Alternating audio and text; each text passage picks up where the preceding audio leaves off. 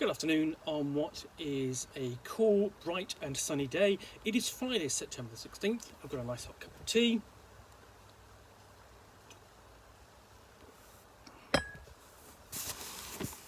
And a pile of boxes to unbox. Let's get on. Next one I'm going to do is this one. Just going to grab the knife. Find out what is in here.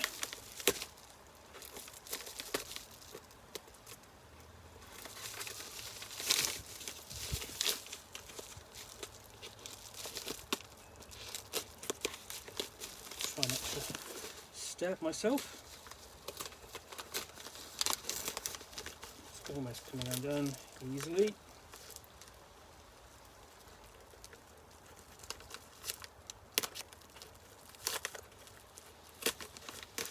There we go.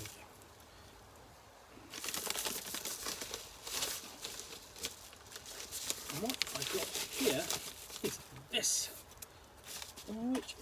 which also comes with this rather lovely map, but it is Svilland Campaign Setting, Wandering in the True Norse from DRS Publishing.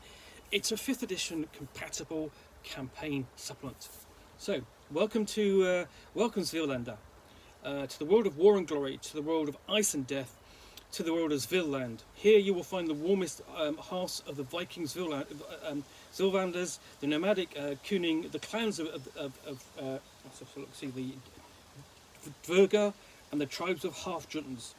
You will sail the stormy seas with your longship and travel in the dangerous wildernesses that monsters of this mythology call home. Svilland offers you the path to glory and Valhalla, and as long as you have what it takes to survive in this unforgiving land. The Norse campaign setting for 5th edition. Inspired by true Norse mythology, Svilland offers you everything for an epic adventure or campaign in the world of Vikinga. In this book you will find lots of new character options, from different ancestries to classes, from archetypes to backgrounds, from items to spells, all designed and inspired by Norse culture. A vast world to explore. As GM, you will find Svilland fascinating to work on. Your players will come across various plot hooks and interesting rumours concerning even the smallest hamlets in its vast and detailed geography. Its perspective of the deities will let you both you and your players explore the philosophy behind the Norse pantheon. The societies in this world are multi-layered and dynamic, most of which have detailed political backgrounds and cults and organisations that have all very specific goals. There are also many monsters and interesting beasts that live in this world that also fit any other Norse-themed game you play. So yeah, that promises quite a lot. So let's have a look inside. So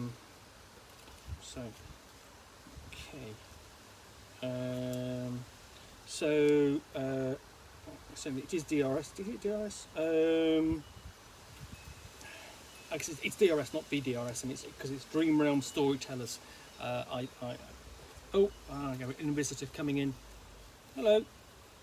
You coming in? Yep, he is. Okay, stand by for cat. Here we go. It's because he thinks it's lunchtime. So I'm getting a visit from the cat, who is not ours, aren't I?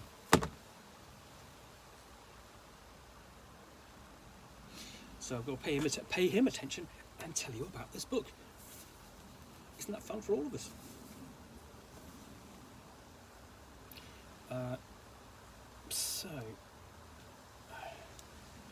He's giving me a look. We've got a page of contents. I'm beginning with a history of Svilland here.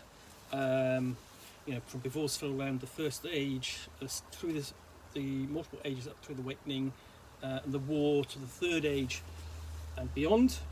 So quite a quick sort of run through of the background. I don't necessarily think that you need a huge amount of history. It colours it, and then we get into the first chapter, really quite simple. So we're in the third age, and these are the gods and goddesses of Svilland. Hope I'm pronouncing that correctly. So obviously Aegor, Baldur, god of good and evil, Fenrir, god of blood and savagery. Multiple gods, all of whom will be familiar, from the Norse myths. Freya, goddess of fertility and love, Hel, goddess of the dead and Helmheim, Loki, god of mischief and trickery, Odin, god of knowledge and all-father, Thor, god of thunder in the skies, and so on, Tyr, god of justice and war. And there's also some lesser deities there, but they're the main, complete with their runes and their commandments and their domains and their alignments. Cults and organisations, so we have things like the Faceless, and that's dealing with their. You also got a list of their goals and relationships, and it's going to do the same for the Fangs of Fenrir, and Loki's Bastards, the Lightfingers, Messiah Devoted, and Odin's Oath. So you have these various factions which the player characters can get involved in, and he's giving me the look going, why aren't you paying attention to me? Odin's Vargar, Runekeepers, Shield of Tyr, Temple of Freya, Tyr's Judges, so lots of factions. I really appreciate there's quite a lot of them for the Game Master to bring into play. Again, accompanied by these fantastically dark, grim artwork. I do like that. And then the folks of Svilland, dealing with language and so on. Before we get into the first sort of like the first of the backgrounds, the Ostri, and the Dverga, basically blue dwarves. And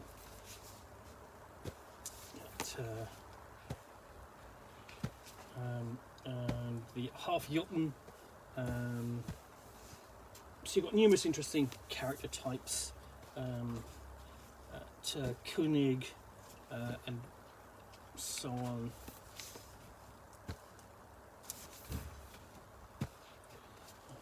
And then after that we've got a basic breakdown of the lands of Svilland. So we have the kingdom of Nurnium, Elsvarta, and Green Lights of the East, and these will be on this map, which also came with it. So this is actually a really lovely looking book, and the other thing about it is that it's quite it's quite a brief setting book in comparison to some of the 5th edition core books. But again, accompanied by fantastic artwork. This is a sort of like really nice scene setting piece. So numerous locations covered in essentially what is the Gazetteer.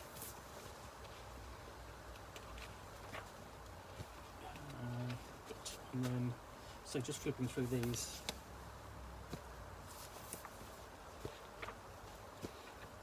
So across the various kingdoms. So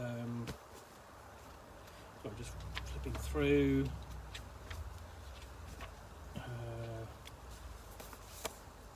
So actually quite a lengthy gazetteer, given the sort of like the length of the book.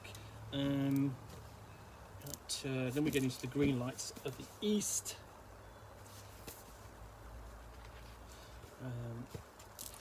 Again, accompanied by these good, really quite lovely illustrate maps used as sort of like as included sort of like as parchment. And then we have character 2. Character options, and I somehow think that perhaps this seems like this is chapter 2. You've got all that background sort of like beforehand, and sort of going before we get into the character options, which include Rune Walker, basically casting spells via runes, and then so there's the full details there, full table, so that's quite detailed. The Sadir. Because Sadir is warrior. He's gone.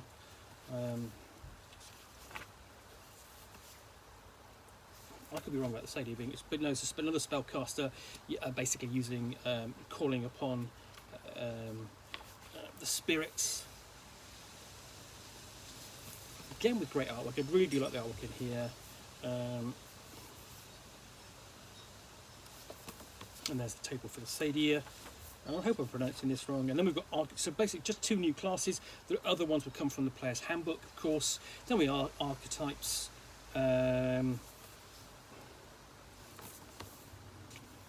Oath takers, you know, so you can essentially you take archetypes can take oaths to Freya, Odin, Hel, and so on.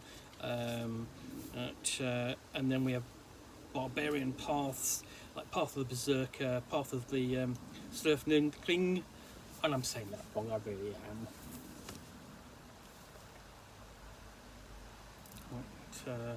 Bar traditions.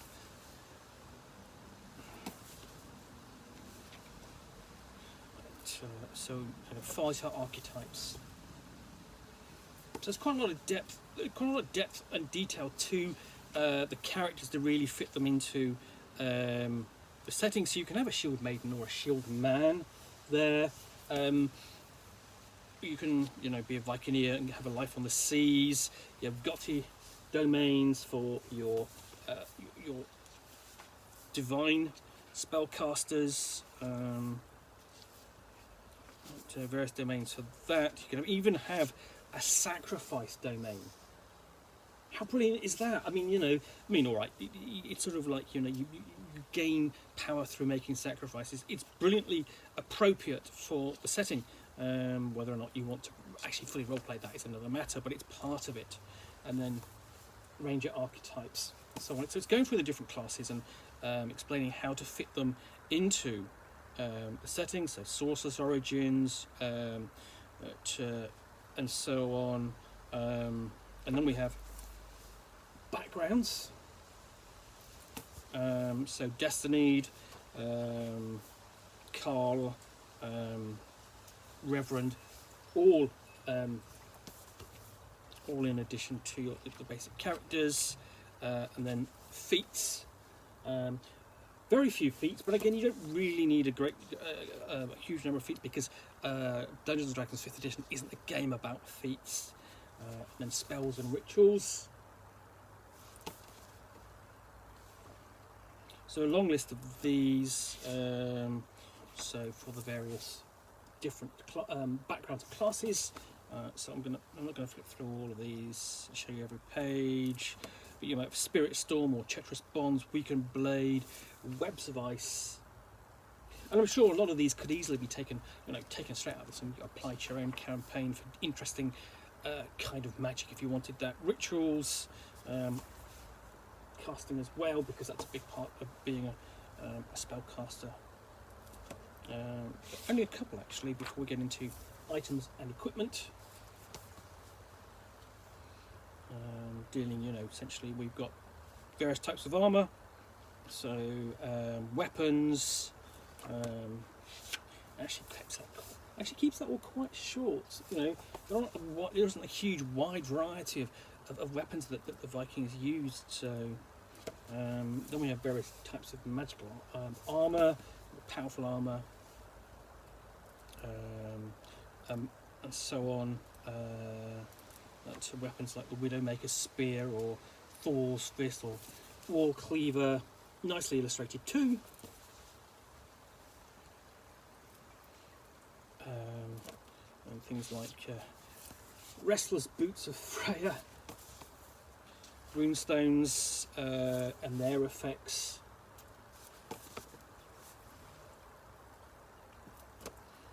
And then we have Monsters and the Wilderness, and this includes some quite familiar ones like the Dragar.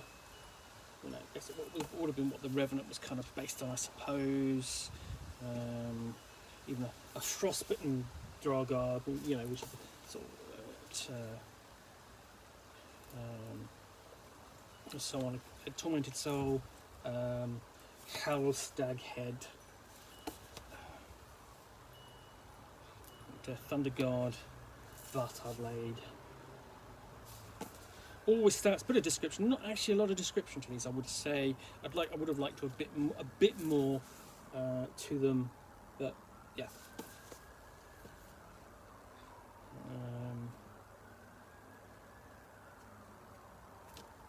And then out in the wilderness, we've got encounter tables.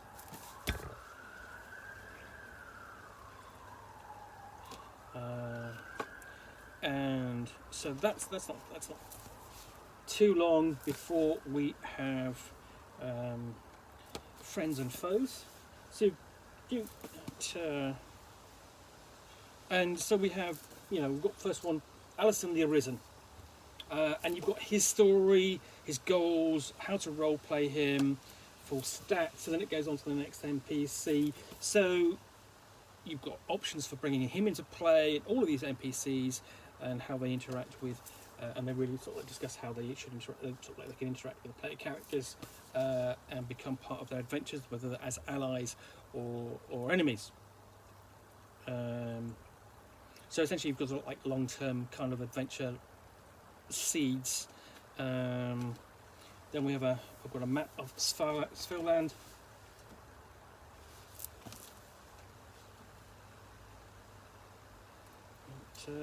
And that's it. That is Svilland Campaign Setting, Wandering in the True Norse by Dream Reality Storytellers, or DRS Publishing. Available for your use in your 5th edition campaign. Anyway, I hope you have enjoyed this unboxing in the Nook. If you have, please click on the like button down below. And of course, if you've got any comments or feedback, I appreciate you taking the time to post those. And lastly, if you want to be alerted to yet more unboxings in the Nook, where you will see me out here with a package containing a book or a game, which I will talk about to the best extent of my knowledge for roughly 10 minutes or so, all of course accompanied by a nice hot cup of tea.